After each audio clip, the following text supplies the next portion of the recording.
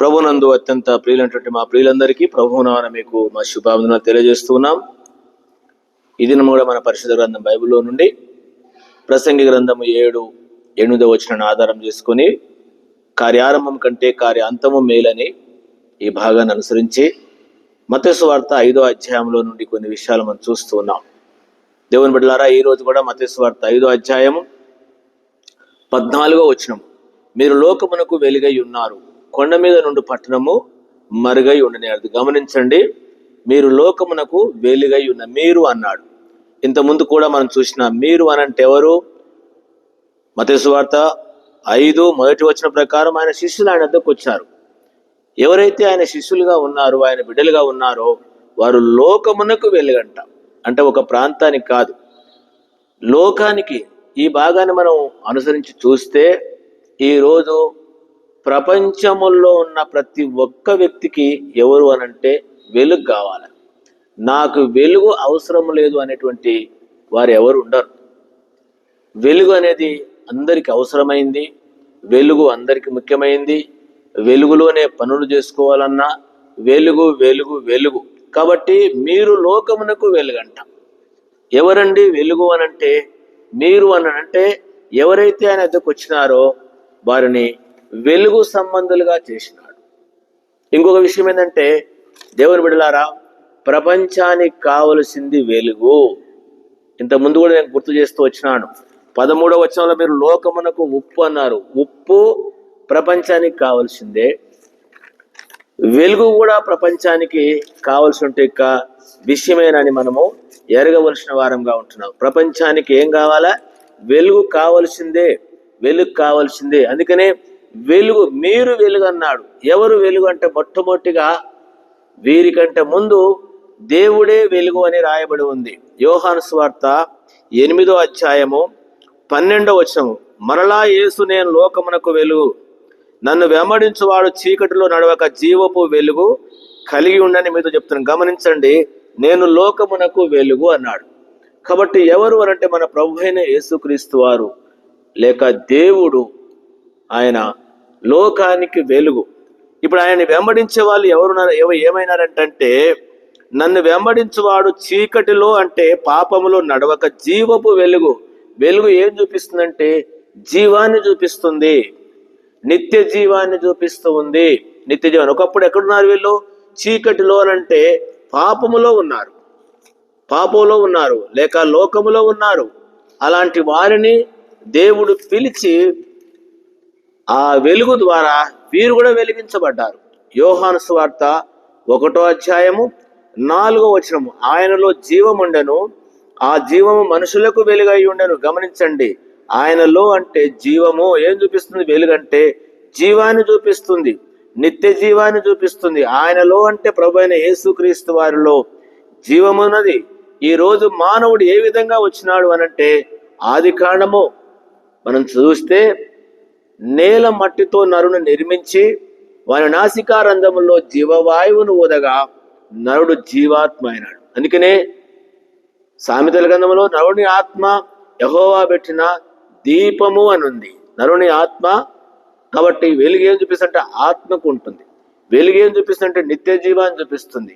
ఈ వెలుగు లేక ఈ జీవము అండ్ నిత్య జీవము ఏ విధంగా వచ్చిందంటే యేసు ప్రభువారు వచ్చింది. అందుకనే 5వ వచనము, ఆ వెలుగు చీకటిలో ప్రకాశించున్నది కానీ చీకటి దాన్ని గ్రహించటం లేదు. చాలా మంది ఈ వెలుగు ఎవరిలో లేదో వాళ్ళు చీకటిలో ఉన్నారు.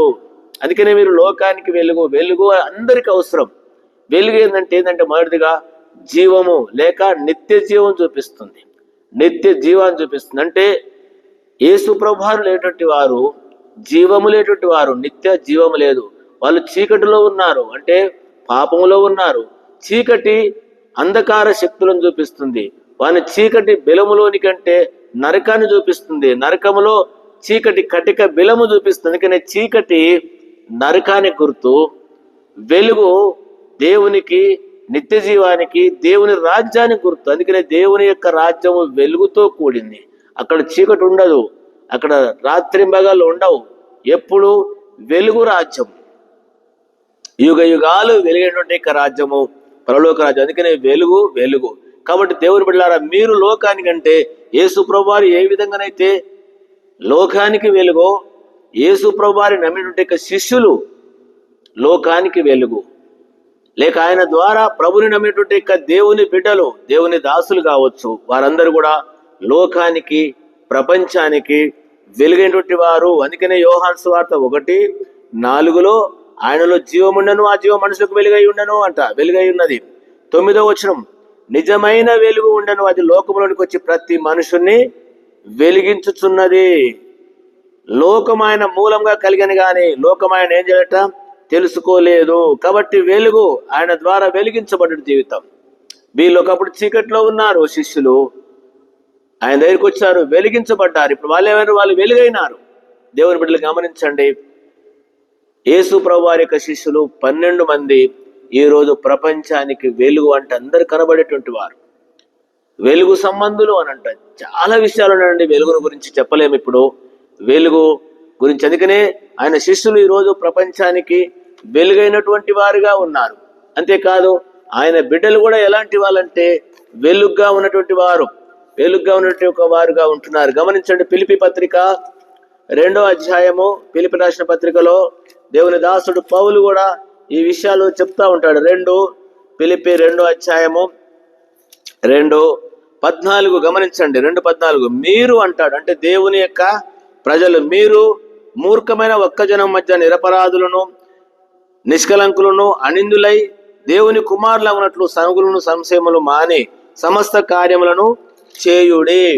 అట్టి జనము మధ్య మీరు జీవవాక్యమును చేత పట్టుకొని లోకమందు జ్యోతుల వలె కనబడుచున్నారు. అందువల్ల నేను వ్యర్థముగా పరిగెత్తలేదనియు, నేను పడిన కష్టము నిష్ప్రయోజనం కాలేదనియు క్రీస్తు దినమున నాకు అతిశయం కలుగును. గమనించిన ఎట్టి జనము మధ్యలో, మూర్ఖపు జనము, చీకటి జనము మధ్యలో దేవుని బిడ్డలారా, రక్షించబడ్డటువంటి వారులారా, దేవుని ప్రజలముగా మనం ఎట్లునంట గమనించండి. మీరు మూర్ఖమైన జనం మధ్యలో, ఎవరి మధ్యలో ఉన్నాము? మూర్ఖము, విననటువంటి వారు, మూర్ఖులు. ఎంత చెప్పినా వాళ్ళకు వాళ్ళే చేసుకుంటారు. సంఘాలలో కూడా ఇట్లాంటి వాళ్ళు ఉంటారు. వక్ర జనం అంట, నిరపరాధులను, నిష్కలంకులను. ఎట్లుండాలి వాళ్ళ మధ్యలో? కాబట్టి వెలుగు ఏం చూపిస్తుందంటే నిరపరాధం చూపిస్తుంది, నిష్కలంక జీవితం చూపిస్తుంది. అనిందులైనటువంటి వాళ్ళంట, దేవుని కుమారులంట వీళ్ళు.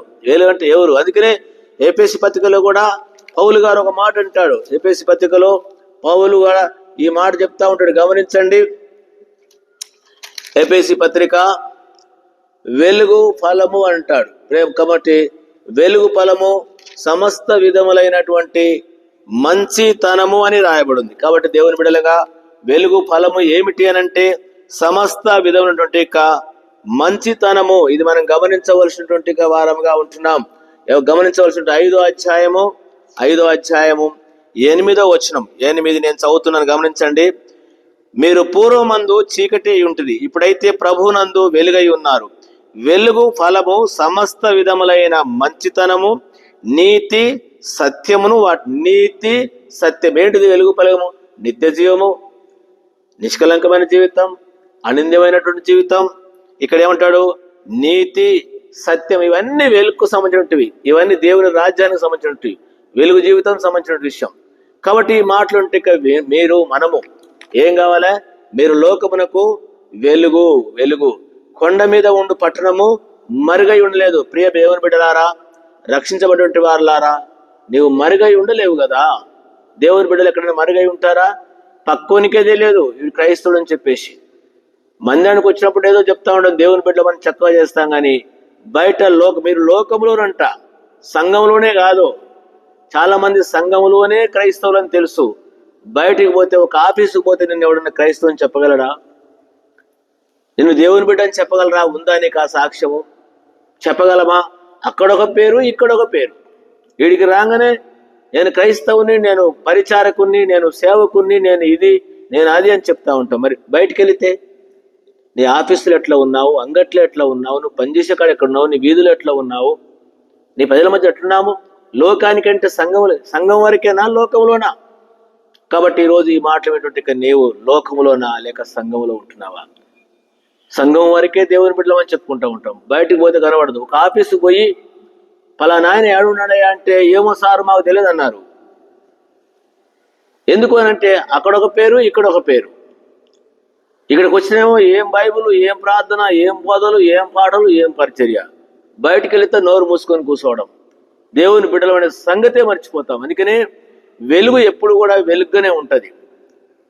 వెలుగు ఎంత చీకట్లో పెట్టినా అది వెలుగుగానే కనబడుతుంది. క్రైస్తవులారా, దేవుని బిడ్డలారా, మీరు ఏం చేయాలా? అందుకనే ఇక్కడ మనం చదువుకున్నాం ఫిలిప్పీ పత్రికలో. గమనించండి, ఫిలిప్పీ పత్రికలో మనం చదువుకుంటే విధానంలో 2వ అధ్యాయము 14వ వచనంలో, మీరు మూర్ఖమైన ఒక్క జనం మధ్య నిరపరాధులను, నిష్కలంకులంట, అనిందులు, దేవుని కుమారులగునట్లు సనుగులు, సంశయాలు మాని సమస్త కార్యాలు ఏం చేయండి?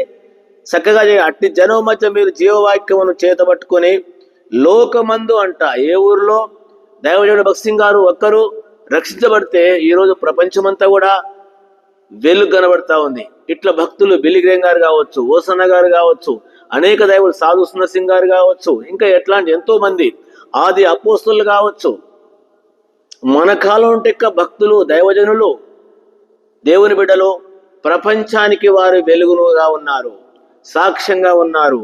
దేవుని వాక్యాన్ని చేతబట్టుకుని ధైర్యంగా వాక్యాన్ని చెప్పగలిగినటువంటి వాళ్ళుగా ఉన్నారు. లోకమందు జ్యోతుల వలె కనబడుతున్నట. నీవు నేను ఎట్లా కనబడుతున్నాం? లోకంలోనేమో చీకటి, సంఘంలో రాగానే లైట్ పెట్టుకున్నట్లు. కాబట్టి ఉన్నవా లేక నిజమైనటువంటి వెలుగులో ఉంటున్నావా? మీరు అన్నాడు. ఈ మాట నీవు పూర్వంలో చీకటిగా ఉన్నావు, ఇప్పుడు నువ్వు వెలుగుగా ఉన్నావా? లేక వెలుగు ఫలము సమస్తమైన మంచితనము, వెలుగు ఫలము నిత్య జీవము, నిత్య జీవము. కాబట్టి ఈ మాటలు జ్ఞాపకం పెట్టుకొని మనము అనేకులకు వెలుగుగా ఉందాం. అందుకనే నన్ను వెంబడించువాడు అంట. యేసు ప్రభు వారిని వెంబడించేవారు వెలుగులోకి వచ్చినారు. నిన్ను వెంబడిస్తే ప్రభు ఇదే మాట చెప్తూ వచ్చినాడు. ఆయన వెలుగులో ఉన్న ప్రకారము మనమును, యోహాను మొదటి పత్రికలో 7లో ఉంటది. ఆయన వెలుగులో ఉన్న ప్రకారం మనమును వెలుగులో నడిచిన ఎడల అన్యోన్య సహవాసం కలవారమేనంట. కాబట్టి ఎక్కడ నడుస్తున్నాం? మన జీవిత విధానము, మన మాట వైఖరి, మనం ఏ విధంగా ఉంటున్నాం? అన్ని జనుల మధ్యలో కావచ్చు, క్రైస్తవుల మధ్యలో కావచ్చు, రకరకాల ప్రజల మధ్యలో నీవు వెలుగు అంటే సమస్త విధమైన మంచితనము లేక నీతి, సమాధానము ఉందా? రకరకాల ప్రజల మధ్యలో ఉంటున్నాం. ఈ మాటలు జ్ఞాపకం పెట్టుకొని ఒక ఊరికే కాదు, మళ్ళీ నేను గుర్తు చేస్తున్నాను. 14 వచ్చే మత్తయి సువార్త 5:14, మీరు లోకమునకు వెలుగు. ఈ మాటలు మనము, మీరు, మనము వెలుగు. లోకములో నువ్వు ఎక్కడన్నా ఉండు, ఏ ఊర్లోనా ఉండు, ఏ స్థలంలో ఉండు, ఏ ప్రాంతంలో వెలుగంటే మంచితనము. వెలుగు అందరికీ కావాలి. కాబట్టి దేవుడు నిన్ను నన్ను వెలిగించినాడు. ఒకప్పుడు చీకటిగా ఉన్నాం, ఆయన వెలుగులో ఉన్నాడు. మనం కూడా ప్రతి మనుషుడు నిజమైన వెలుగు ఉంది, ప్రతి వారిని వెలిగించింది, వెలుగు వచ్చింది, నిత్య జీవం వచ్చినది. కాబట్టి మనం జీవించే జీవితము కొండ మీద ఉండేటువంటి పట్టణంలాగా అందరికీ సాక్ష్యవంతంగా ప్రభువుని చూపించే వెలుగులోకి వస్తే అన్ని కనబడతా ఉంటాయి. వెలుగు ప్రత్యక్షపరుస్తుంది. ఎన్నో ఉన్నాయండి వెలుగు విషయాలు. అందుకనే దేవుడు నిన్ను నన్ను వెలుగుగా చేసినాడు. వెలుగు కాబట్టి ఆ వెలుగు ఆయన ద్వారా మనం పొందినట్టు ఈ వెలుగు లేక రక్షణ సాక్ష్యము, ఆ యొక్క మంచితనము, ఆ నీతిని మనం వెదజల్లుదాం.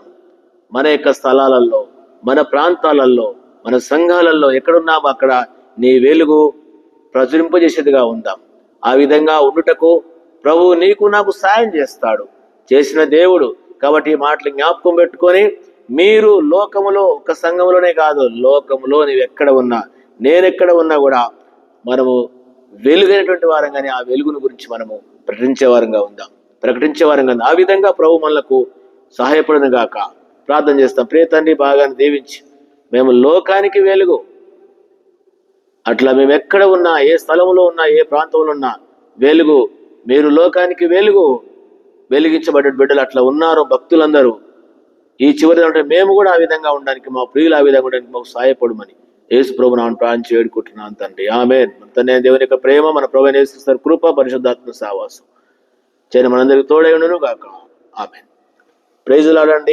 మా కొరకు ప్రార్థన చేయండి. సమయం అనుకోకుండా ఓపికతో విని ఆత్మీయ మేలు పొంది మా కొరకు కూడా ప్రార్థన చేయాలని ప్రభునామమున మీకు మనవి చేస్తూ ఉన్నాం.